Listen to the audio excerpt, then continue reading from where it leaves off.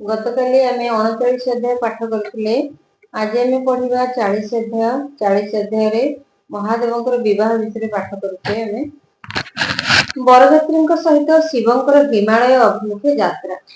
ब्रह्मा कहिले मुने एहा परे भगवान शंभु नंदी प्रभृति गण को डाकी सेमानकर हिमाचल पुरी जीवाको आज्ञा दे कहले, तुमे अल्प किछि गण को एठारे छाड़ी बाकी समस्ते मो संगे आनंद उत्सव गिरिराज हिमालयनक नगर को चल।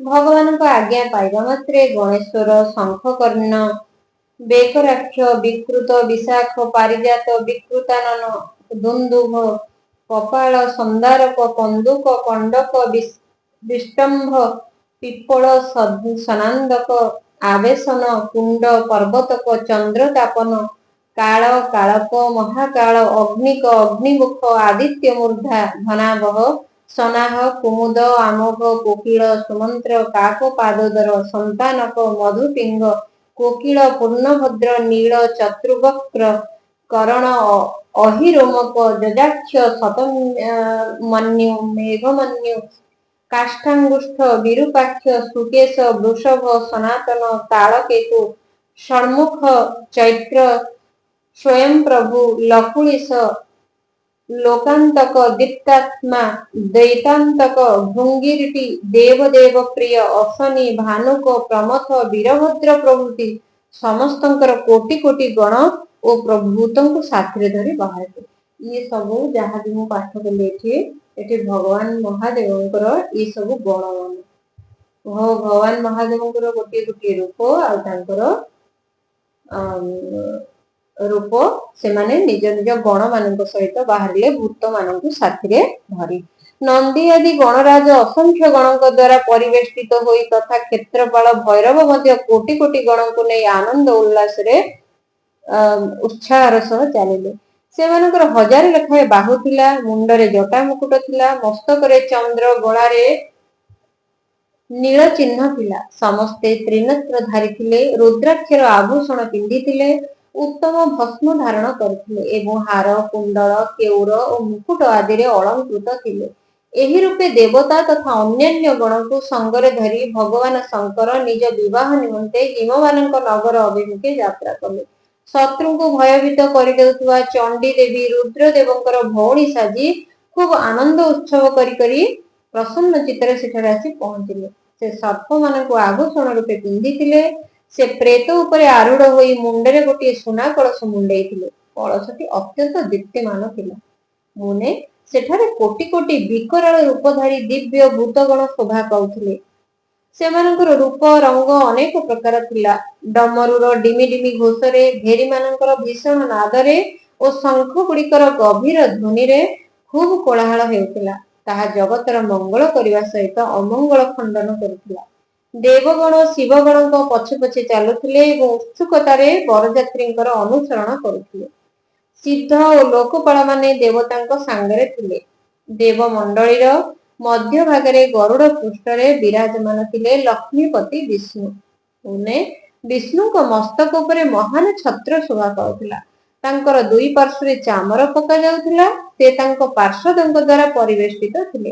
तांकर शोभाशाली पार्षद माने तांको निज रुचि अनुसार आभूषण प्रभृतिरे मंडित करथिले।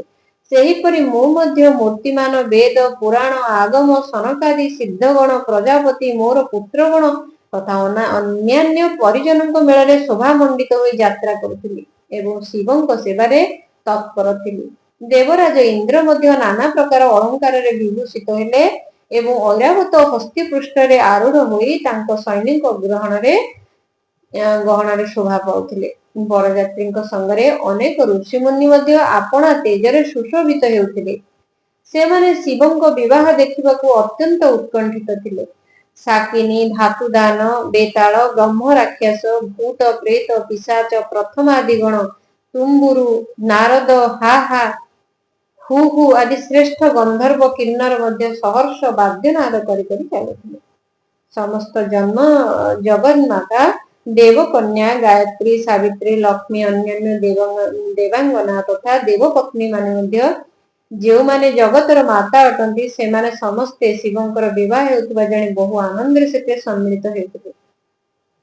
वृषभ भगवान शिवंकर बाहन वेद शास्त्र सिद्ध और महर्षि तांको साक्षात धर्मर स्वरूप बोली कहिथांती। तांको अंग कांति शुद्ध स्फटिक परि उज्ज्वल एवं से सर्वांग सुंदर धर्म वत्सल महादेव ସେହି ବୃଷଭ ଉପରେ ଆरूढ़ ହୋଇ ସମସ୍ତଙ୍କ ମେଳରେ ଯାତ୍ରା କରି ଅତ୍ୟନ୍ତ ସୁଶୋଭିତ ହେଉଥିଲେ।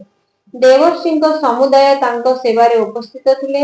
ନାନା ପ୍ରକାର ଅଳଙ୍କୃତ ମହେଶ୍ୱର ଏହି ରୂପେ ଦେବତା ଓ ମହର୍ଷିଙ୍କ ଗହଣରେ ଶିବାଙ୍କ ପାଣି ଗ୍ରହଣ ପାଇଁ ହିମାଳୟ ଭବନକୁ ଯିବାବେଳେ ଅତ୍ୟନ୍ତ ସୁଶୋଭିତ ହେଉଥିଲେ। ନାରଦ ମୁଁ ଶିବଙ୍କ ଚରିତ୍ର କହିବା କ୍ରମରେ ତାଙ୍କ ବରଯାତ୍ରୀ କାଳୀନ ଉତ୍ସବମୟ ପରିବେଶର ବିବରଣ ଦେଲେ। ଏବେ ହିମାଳୟଙ୍କ ନଗରରେ ଯେଉଁ ସୁନ୍ଦର ଲୀଳାମାନ ହେଲା ତାହା ଶୁଣ। ଆସନ୍ତା ଅଧ୍ୟାୟରେ ଆମେ ହିମାଳୟ ନଗରରେ କଣ ସବୁ ଲୀଳାମାନ କଲେ ମହାଦେବଙ୍କର ବରଯାତ୍ରୀ ମାନେ ସେମାନଙ୍କ ବିଷୟରେ ଆମେ ଜାଣିବା। ଏ ଭିଡିଓଟି ଆପଣଙ୍କୁ କେମିତି ଲାଗିଲା, ଆପଣଙ୍କୁ ଏ ଅଧ୍ୟାୟ କେମିତି ଲାଗିଲା ନିଶ୍ଚୟ ଭିଡିଓରେ କମେଣ୍ଟ ମାଧ୍ୟମରେ ଆପଣ ଜଣେଇବେ। କମେଣ୍ଟରେ ଓମ୍ ନମଃ ଶିବାୟ ଲେଖି ଆପଣ ଦେଇପାରିବେ। ଓମ୍ ଶ୍ରୀ ଶକ୍ତି ଶିବାୟ ନମଃ ବୋଲି ଲେଖି ଦେଇପାରିବେ। ଆଉ ଭିଡିଓକୁ ବହୁତ ମାତ୍ରାରେ ସେୟାର କରନ୍ତୁ, କାରଣ ଆମର ଶିବ ପୁରାଣ ହିନ୍ଦୁ ଧର୍ମରେ ଏକ ବିରାଟ ଅମୃତମୟ ଗ୍ରନ୍ଥ। ଏ ଶିବ ପୁରାଣ ଯେତେ ଆମେ ସେୟାର କରିବା, ଯେତେ ଆମେ ଅନ୍ୟକୁ ବାଣ୍ଟିବା, ଆମ ପୁରାଣ ଶାସ୍ତ୍ର ସେତେ ଅଧିକ ବଢିବ। ତେଣୁ ଆପଣମାନେ ମୋ ଭିଡିଓକୁ ଲାଇକ୍ କରି ଚ୍ୟାନେଲକୁ ସବସ୍କ୍ରାଇବ କରନ୍ତୁ। ଆଉ ଶିବ ପୁରାଣର 100ଟି ଅଧ୍ୟାୟ ଗତ 100ଟି ଅଧ୍ୟାୟ ଦେଖିବା ପାଇଁ ନିଶ୍ଚୟ ଚ୍ୟାନେଲକୁ ଭିଜିଟ୍ କରନ୍ତୁ। ତେବେ ଆସନ୍ତା କାଲି ଆମେ ଆଉ ଏକ ଅଧ୍ୟାୟରେ ଦେଖା ହେବା।